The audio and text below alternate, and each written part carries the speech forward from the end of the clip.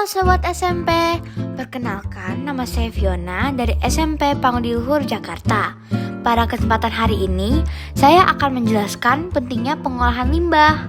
Alasan saya memilih topik tersebut adalah untuk membawa kesadaran kepada masyarakat sekitar tentang pentingnya pengolahan limbah. Pertama-tama, kita cari tahu lebih dalam dulu yuk tentang limbah. Semakin hari, krisis lingkungan di bumi kita semakin mengkhawatirkan.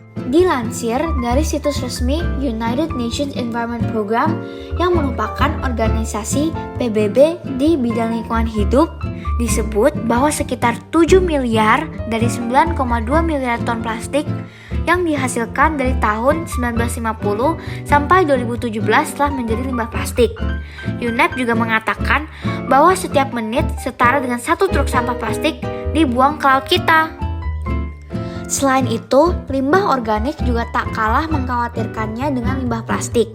Data dari UNEP melaporkan bahwa 931 juta ton atau sekitar 17 dari makanan yang tersedia pada tahun 2019 terbuang begitu saja ke tempat pembuangan sampah, pengecer, restoran, dan sebagainya.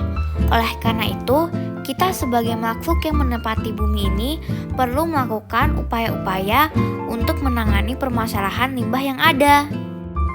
Nah, sekarang yuk kita cari tahu cara mengolah limbah. Cara pertama untuk mengolah limbah adalah untuk memisahkan tempat pembuangan limbah jenis organik atau anorganik.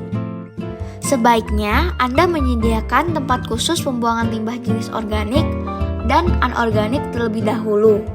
Untuk itu, Anda bisa memisahkan jenis limbah yang kering dan basah, lalu sisa buangan yang keringnya bisa didaur ulang kembali.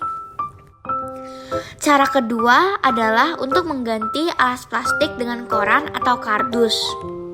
Ketika Anda sudah memilih limbah dengan benar, maka Anda tidak akan membutuhkan alas plastik lagi.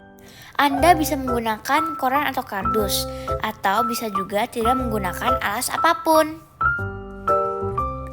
Cara ketiga adalah untuk mengubah limbah organik menjadi pupuk kompos. Bahan organik yang paling ramah lingkungan adalah jenis limbah yang digunakan kembali menjadi pupuk kompos. Pupuk ini bisa digunakan untuk menyuburkan tanaman atau tumbuhan di rumah Anda. Dan cara keempat adalah untuk mendaur ulang limbah organik kering.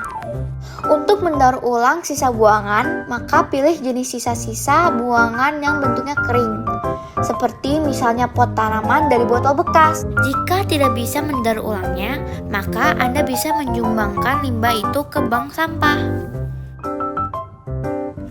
Dan terakhir, tentunya dari mengolah limbah ada dampaknya. Dampak tersebut dapat terjadi dalam bentuk negatif dan positif. Dampak positif dari pengolahan limbah adalah 1. Menghemat energi.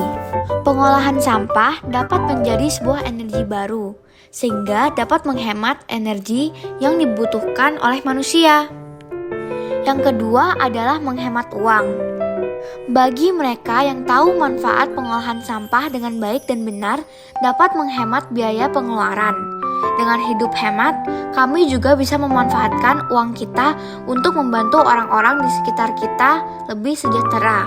Dengan menghemat uang, tanpa kita sadari, kita telah melaksanakan sila-sila Pancasila, khususnya sila kelima, yaitu keadilan sosial bagi seluruh rakyat Indonesia.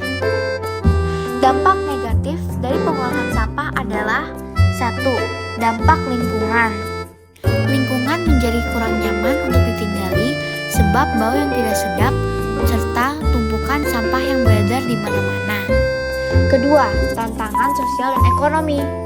Soroti masalah sosial yang timbul dari pengolahan sampah yang tidak memadai dan implikasi ekonominya. Semoga dengan video ini teman-teman bisa lebih memahami dan dapat menerapkan cara mengolah limbah dengan baik dan benar ya. Terima kasih.